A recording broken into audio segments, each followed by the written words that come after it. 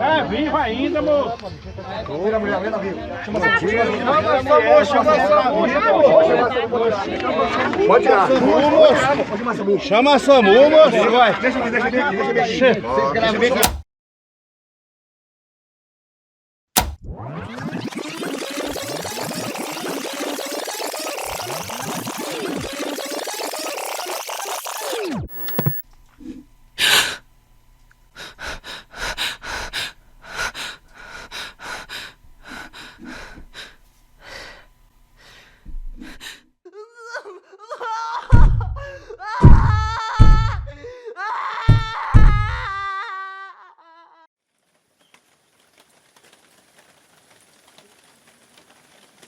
Acredito que poucas coisas são mais aterrorizantes do que ser enterrado vivo. Imagine a agonia de acordar em um espaço escuro e apertado, onde você mal consegue se mexer, e percebendo que essa será a última coisa que você vai experimentar antes de morrer sufocado.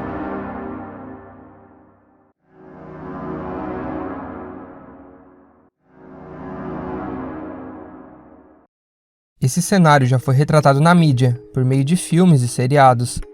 Mas a ideia de que isso pode acontecer com uma pessoa real é, de certa forma, assustadora demais. E é exatamente isso que você vai ver agora.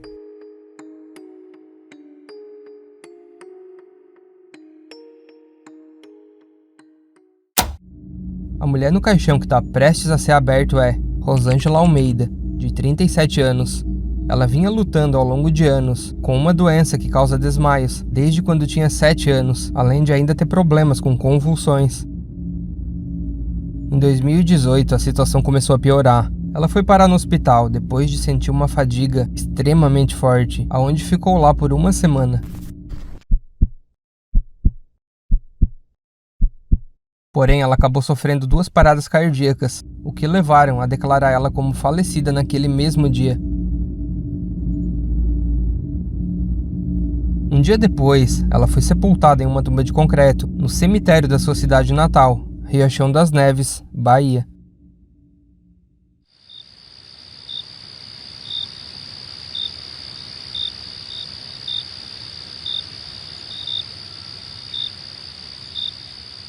Onze dias depois daquele momento deprimente, que foi o sepultamento, o clima mudou de deprimente para aterrorizante. Alguns moradores que viviam próximo ao cemitério alegaram que estavam ouvindo ruídos que vinham dentro do cemitério.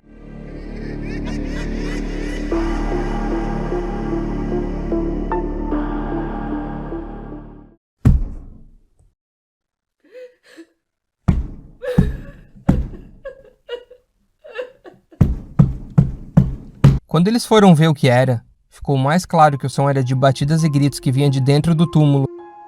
Uma das testemunhas falou: "Quando eu cheguei bem na frente da tumba, ouvi batidas de dentro dela. Primeiro eu pensei que eram as crianças que estavam brincando comigo. Então eu ouvi ela gemer 2 vezes e depois disso não escutei mais nada." Quando a família de Rosângela foi avisada de tudo isso, crescia em suas cabeças a imagem dela acordando dentro de um caixão, gritando e lutando por sua vida. Como qualquer família faria nessa situação, eles foram imediatamente até o cemitério para tentar resgatá-la. E é aí que esse vídeo surgiu. É vivo ainda, moço. Tira a mulher, vem, vivo. Chama pode tirar. Chama a SAMU, moço. Vai. Deixa aqui. Chama a SAMU aí, rapaz. Liga, gente. Quando eles abrem o caixão, descobriram que já era tarde demais e ela já havia morrido. Depois que o caixão é aberto, eles chamam o SAMU e Rosângela é levada às pressas para o hospital, onde confirmaram que ela estava morta. Ela foi enterrada novamente no dia seguinte, mas a mãe de Rosângela não ficou satisfeita. Ela sentiu que, embora já fosse tarde demais, sua filha foi de fato enterrada viva. E os médicos que declararam incorretamente a sua morte precisavam ser punidos. Sua razão para acreditar nisso é que ela alegou que havia ferimentos em seus pulsos e na testa que não estavam lá no momento em que ela foi enterrada.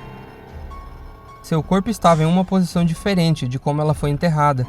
Pedaços de algodão que estavam inseridos no nariz e orelha foram encontrados do lado de fora, e os pregos do caixão estavam soltos. Além do mais, algumas pessoas disseram que o corpo ainda estava quente, o que significa que ela não deveria ter morrido há muito tempo. Como era de se esperar, esse caso viralizou no Brasil e inclusive ganhou destaque em outros países. Algumas coisas nessa história não parecem ter muita lógica, como a parte em que ela permaneceu enterrada por 11 dias e parece ter sobrevivido até o 11º dia. Se você é cético quanto a essa história, eu digo que você tem sua razão. Primeiro que, geralmente, uma pessoa enterrada dentro de um caixão vai perder todo o oxigênio em apenas algumas horas. E mesmo que, de alguma forma, o ar conseguisse entrar, não há possibilidade de ela ter vivido por mais de 3 ou no máximo 4 dias sem água. Grande parte dos relatos é incompleto, e eu não consegui encontrar muitos detalhes dessa história. O que eu descobri é que uma investigação local foi feita, e foi concluído que as pessoas que diziam ter ouvido os ruídos podem ter se confundido, ou tudo não passou de rumor.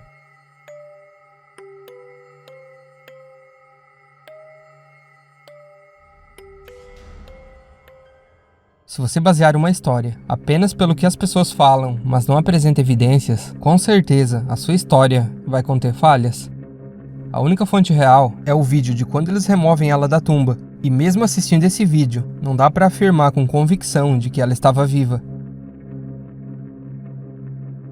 Tenho certeza de que não seria adequado colocar o vídeo completo aqui no YouTube, mas essa parte do vídeo mostra o interior do caixão depois que eles abrem. E isso não parece em nada com os rumores que ouvimos desse caso. O corpo já está em estado de decomposição e também está deitado de costas e não em alguma posição estranha, como a mãe dela afirmou. A outra observação que pode ser definitiva para essa história: o mau cheiro.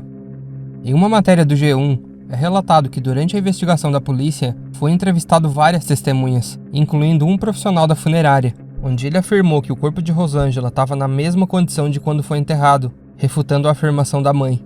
Outro agente funerário também disse que, antes do enterro, eles aplicaram 1 litro de formaldeído, o que torna ainda mais improvável de que ela tenha sobrevivido. Eles até investigaram o hospital onde ela estava antes de morrer. Um dos médicos menciona que o quadro dela já era grave e irreversível no momento em que ela chegou no hospital. Ela foi monitorada tão intensamente que seria praticamente impossível de acontecer um erro como esse. No final da investigação, foi concluído que Rosângela não foi enterrada viva.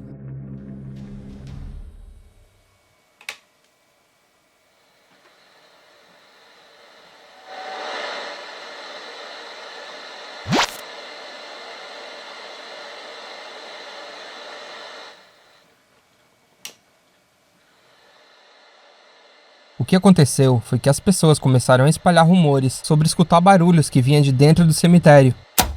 Até que o boato chegou na família de Rosângela, despertando um pânico que eu diria injustificável. Assim eles foram até o corpo, em uma tentativa infeliz de tentar salvá-la. A consequência disso é que as pessoas envolvidas na remoção do corpo podem pegar até 3 anos de prisão por perturbação de túmulo.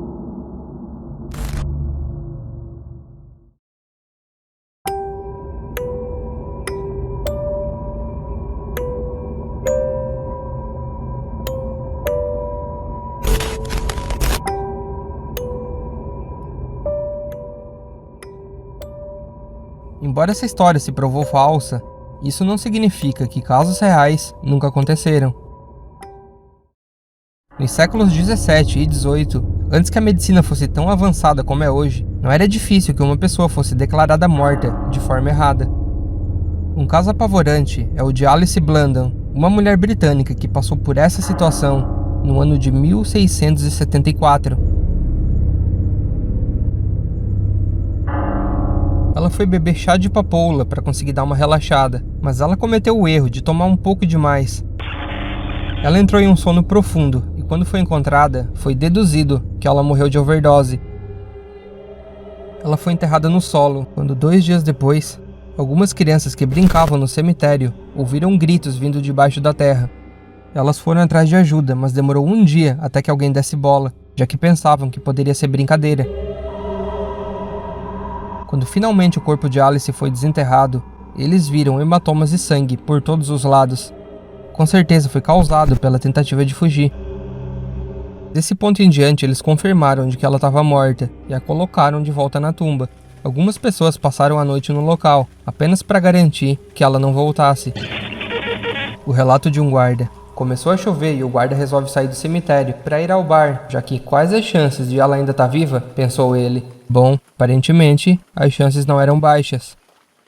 Porque na manhã seguinte, eles descobrem que ela acordou pela segunda vez e rasgou seu rosto e mãos em pedaços tentando escapar.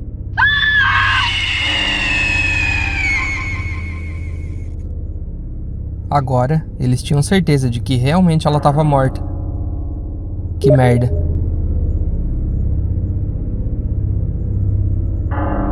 Histórias como essa despertavam um medo de ser enterrado vivo, que até inventaram um caixão de segurança. Ele funcionava da seguinte forma: quando alguém era enterrado, era amarrado uma corda no pulso, de modo que se alguém fosse enterrado vivo, o pânico do movimento faria com que a corda fosse puxada, fazendo então o sino tocar. Muitas pessoas dizem que foi aqui que surgiu a frase, salvo pelo gongo. Hoje em dia, com o avanço da tecnologia médica, é praticamente impossível que alguém seja declarado morto de forma errada. Uma pessoa só poderá ser enterrada viva se for de forma criminosa.